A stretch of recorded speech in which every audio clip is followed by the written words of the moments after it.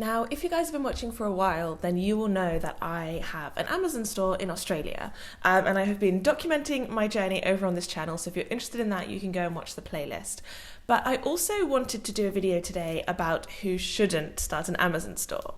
Now, this is not something you will often see on the internet, because normally people online are trying to promote something they're selling or encouraging you to do something that they're doing, or basically like singing the praises of whatever their career choice is. But you guys will know that my channel is super honest, and I wanted to make sure that you think through whether an Amazon store is going to be a good option for you. Another video that will really help with this is my one comparing dropshipping and Amazon and affiliating, because that explains 3 different very popular nomad options and like the pros and cons of each one. So feel free to have a look at that after this video. I will link it in the description box. But today I thought I would just look at which people I would not recommend start an Amazon store and a couple of the reasons why. So the first one is about money. If you have absolutely no money and you are basically just totally starting out and you have nothing to invest, you don't want to borrow money off other people, you have no access to money, then I don't think an Amazon store is a good idea because it's reasonably expensive. Some people think you can start it with a few thousand, other people think you need at least 10,000. Like, it's not super cheap because you have to buy stock up front, you have to buy advertising, you have to pay for shipping, you might need to pay a shipping agent in China or a quality control person in China. You can't really do it on a super shoestring budget.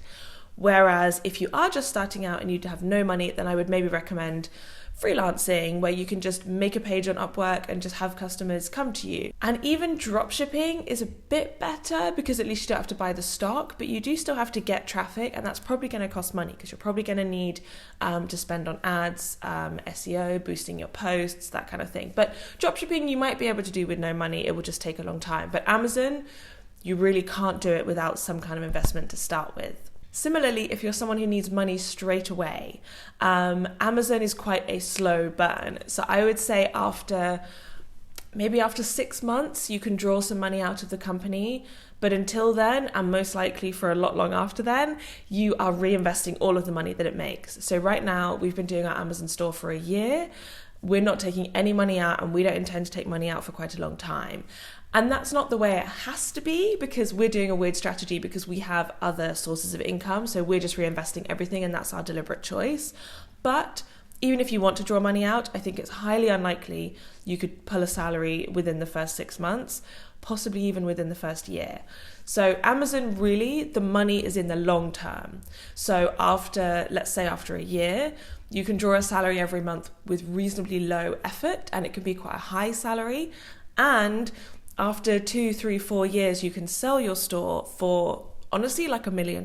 If you've built a good store, we know that a lot of people sell their Amazon store for that kind of money. So if you have some money to live, maybe you have some savings or investments, or you have a job, or you have a freelance gig, and you can pay your own way and you can invest into a company, and in 3 or 4 years' time you want to be a millionaire, Amazon is a great choice for you, but it's not for people who are looking for $1,000 a month straight away because they've just moved to Thailand and they have no income. My third person is someone who is disorganized. Amazon involves a lot of logistics.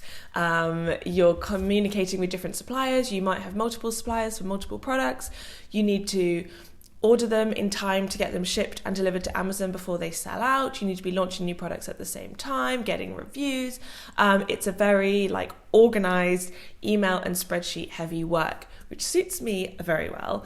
But if you're someone who likes to be super creative or isn't very good with spreadsheets, organizing stuff and keeping track of multiple different multitasking, then it might not suit you. For example, my husband is a software developer and he's very focused. He can write software and he's a great entrepreneur, but he doesn't do as well as me with this multitasking thing where there's lots of things like, oh, this product is here in the supply chain and this product we're just launching and this product we need reviews for, and I'm kind of really multitasking. Similar to that is someone who has poor attention to detail. Now, I kind of fit into this box, which I guess is why I've put it on this list, because if you're someone who, when I'm making my listings, they quite often have typos in, they quite often have mistakes, I'll like upload the wrong description to the wrong product, emailing the wrong supplier, sending the wrong amount of money, like all that kind of stuff. Poor attention to detail is one of my flaws. But that has been okay for me because we're launching so many products. My strength is that I do things very fast, and they might not be perfect, but they're fast. So that has played well into our strategy. And also Australia isn't such a brutal market. It's very new, so there's not much competition. Whereas I think in America, if you uploaded a listing with the wrong photos, then your whole launch would be dead and the whole product would be dead. Whereas in Australia, you can kind of like pick it back up later by getting some sales later on. This one is people who can't get a company registered. We have an Australian company and we're selling in Australia, but I'm not 100% sure if that is compulsory. You might be able to sell in Australia with an American company, in America with a British company, etc. So that's something you would need to check for your Amazon market, wherever you're thinking of selling. But you are going to need a company in a country. So if that's something that you don't have access to, then you're either going to need to partner with someone who can get it, or it might not be the right option for you. Similarly, you're going to need a physical address. Now, don't switch off this video thinking I'm a nomad, I don't have a physical address, I cannot do Amazon, because obviously loads of nomads do Amazon, myself included. But in the country where you are selling, so if you're selling in the UK, you need a address in the UK, your parents, a friend, family, where you can have the samples sent from your supplier and they can test it, they can have a look at it. You might be able to have it sent to where you are. If you're living in Spain for a few months, you can probably have it sent there, but it depends on the postal service of the country that you're living in, whether you trust it to have your samples sent to you.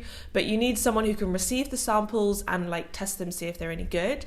And you also need someone probably who can receive like more random things. So for example, we needed photography, and to do photography, we needed our product to be sent. So I ordered our product off Amazon and had it sent to my friend in Australia, and she's organizing the photography. So you are going to need a physical address. Some people do their whole shipments through their physical address. They have the supplier ship 300 units to their address in the UK. Maybe they put on the Amazon stickers, which is a thing that we got our suppliers to do, but you might want to do that yourself. So some people have their whole shipment sent to their physical address and they do the shipment that way. We haven't done that. We've got a shipping agent in China who checks the quality, who checks the labels, all that kind of thing. But it might be that you get that shipped to your home address. So you're going to need an address in a country, ideally in the country where you are selling your stuff, whichever marketplace you're using. And the last thing, which I don't think it's suitable for, is kind of a weird one because I think this would be good long term, but that is Inventors. With Amazon, you're really just selling something that people are going to buy, something kind of basic, like iPhone cases or microphones. And so although long term, you probably do want to tweak your product because you want it to be the best iPhone case there is. You want there to not be competitors in your exact design, that kind of stuff. But you don't want to be someone who's like, I want to invent this totally new thing which has never been done before, like a cup which automatically heats your soup and then also turns into a jug and dispenser. And that is not something that's going to work so well on Amazon, because Amazon is for things that people are already searching for. They're looking for a phone case, they're holding their credit card, you just want to be the top listing, so they click, yes, I'll take it from you. Whereas if you want to invent something, then probably holding it on your own website, doing more of a drop shipping model where you have it designed, maybe you do Kickstarter, all that kind of stuff, you do Facebook ads, is going to be more your zone. So if you are just a total inventor who's got an idea for this amazing product that no one's ever thought of before, then I don't think doing an Amazon store is the right fit for you. Amazon store is buying something in China, selling it on Amazon, just like a basic everyday thing, which then you also customize to make it a little bit better, make the Velcro a little bit stronger, make it a different color, make it a bit more durable, that kind of thing. So Inventors, sorry, this is not the one for you. So those are my people who I think Amazon is not suitable for. But I wanted to quickly run through a couple of people who I think it would be amazing for, just a few qualities which people often ask me about. So the first one is non-native English speakers or non-fluent English. First of all, the markets like Japan and Spain are apparently really under competitive for the size of them and how established they are. Japan, I think someone told me that Amazon is the #1 website in Japan, but a lot of the big Amazon America sellers aren't selling in Japan because they don't know Japanese, and it's kind of this whole complicated thing, and how does the shipping work? So if you speak an unusual language, that could be really, really good for you. But also, you don't have to write the copy yourself. So if you want to sell in the UK market, but you're not British or you don't speak fluent English, then you can get someone else to write the description for you. That's not a very hard thing to outsource. So for example, I know I talk a lot about Udemy, and lots of people worry that they can't do Udemy because their English isn't good enough. And I think Amazon would be an excellent choice for you because your language doesn't really matter as much as teaching online or making videos. The next one is kind of similar to the first one, which is people who have a base in an unusual country. So I know my friend runs a course on dropshipping, and he said that people who are based in like Norway, Sweden, Switzerland, kind of Scandinavia, he said when they start their dropshipping store, they get insane sales and they don't even really realize. They're like, oh, I got 2,000, is that good? And everyone's like, how did you get 2,000? And it's because it's a wealthy, developed country which doesn't have Amazon, so they buy a lot of things online, but they're buying it on individual dropshipping websites. So similar to that, if you're in a country like Spain, like Japan, where Amazon is really well established, but there's not tons of competition, then that could be a really, really good opportunity for you, which you're just sitting on, you don't even realize. And then these are things which I've talked about on the flip side. So rather than being someone who has poor attention to detail, someone who is very analytical, someone who likes to look at the numbers, A/B testing, like tracking, if I change this title, what does it do to the sales this week?